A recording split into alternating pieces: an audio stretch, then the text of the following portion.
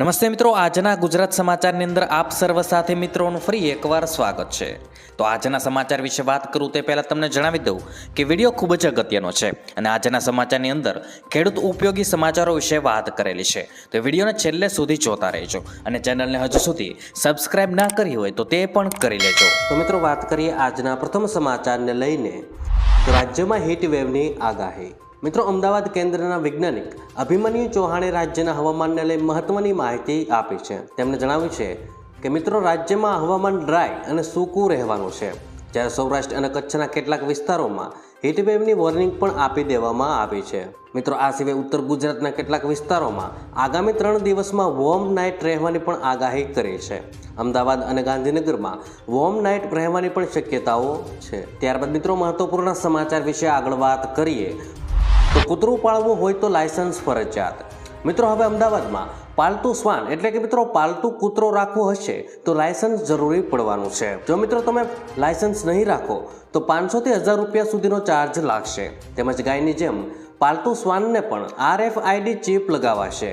શ્વાનના માલિકે શ્વાનનું રસીકરણ કરાવવું પડશે અને તેણે રસીકરણ કરાવ્યું હોવાનું પ્રમાણપત્ર AMCમાં જમા કરાવવું પડશે।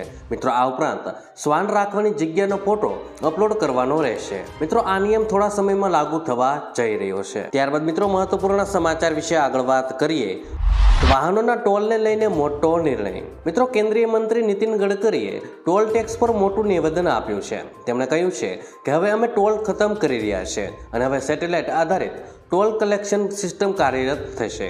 તમારા બેંક ખાતામાંથી પૈસા કાપવામાં આવશે અને તમે જેટલા રસ્તાનો ઉપયોગ કરશો એ મુજબ તમારા પાસેથી શુલ્ક લેવામાં આવશે। મિત્રો આનાથી સમય અને પૈસાની બચત થશે। ત્યારબાદ મિત્રો મહત્વપૂર્ણ સમાચાર વિશે આગળ વાત કરીએ તો બફર સ્ટોક માટે 5 લાખ ટન ડુંગળી ખરીદશે।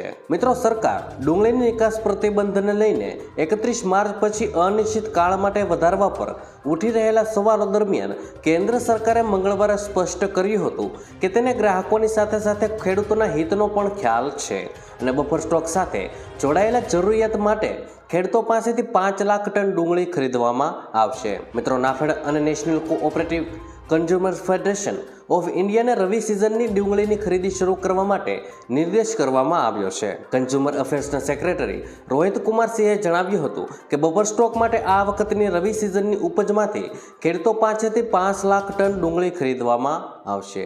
જોકે મિત્રો નોંધનીય છે કે મોટા ભાગના ખેડૂતોને ડુંગળી વેચાઈ ગઈ ત્યાર પછી સરકાર જાગી છે। ત્યારબાદ મિત્રો મહત્વપૂર્ણ સમાચાર વિશે આગળ વાત કરીએ તો 30 અને 31 માર્ચે બેંકો રહેશે ખુલ્લી। મિત્રો ટેક્સ પેયર્સની સુવિધા માટે આગામી શનિ રવિ એટલે કે તારીખ 30 અને 31 માર્ચના રોજ સરકારી કામકાજ સાથે જોડાયેલા ઓફિસ તથા તમામ બેંકની શાખાઓને ખુલ્લી રાખવા RBIનો નિર્દેશ આવ્યો છે। ત્યારબાદ મિત્રો મહત્વપૂર્ણ સમાચાર વિશે આગળ વાત કરીએ તો જુનિયર ક્લાર્કની પરીક્ષાને લઈને મોટા સમાચાર। મિત્રો ગૌણ સેવા પસંદગી મંડળ junior clerk, head clerk, officer assistant, senior clerk સહિત આશરે 22 કેડરમાં ભરતી કરવાનો નિર્ણય લીધો છે। ત્યારે હવે ગુજરાત પસંદગી મંડળ દ્વારા જુનિયર ક્લાર્કની ભરતી માટે કોલ લેટર જારી કરી દેવામાં આવ્યા છે।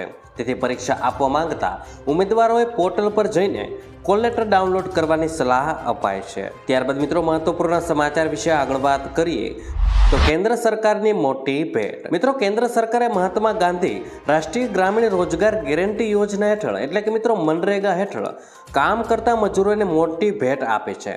સરકારે મનરેગા વેતન દરમાં 3 થી 10% વધારો કર્યો છે।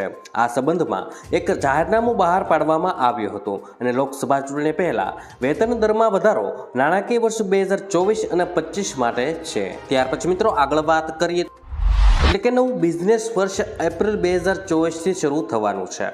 નવા કારોબારી વર્ષની શરૂઆત અને 2024ના ચોથા મહિનો એટલે કે મિત્રો એપ્રિલ મહિનાની સાથે ઘણા નાણાકીય નિયમોમાં ફેરફાર થશે। તમને જણાવી દઈએ કે દર મહિનાની શરૂઆતમાં ઘણા નાણાકીય નિયમો બદલાય છે। આ નાણાકીય નિયમોની સીધી અસર સામાન્ય જનતા પર પડતી હોય છે।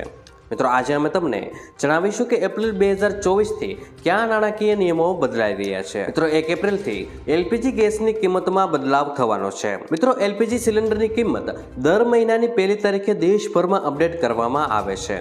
LPGની કિંમતો પણ 1 એપ્રિલ 2024ના રોજ અપડેટ કરવામાં આવશે।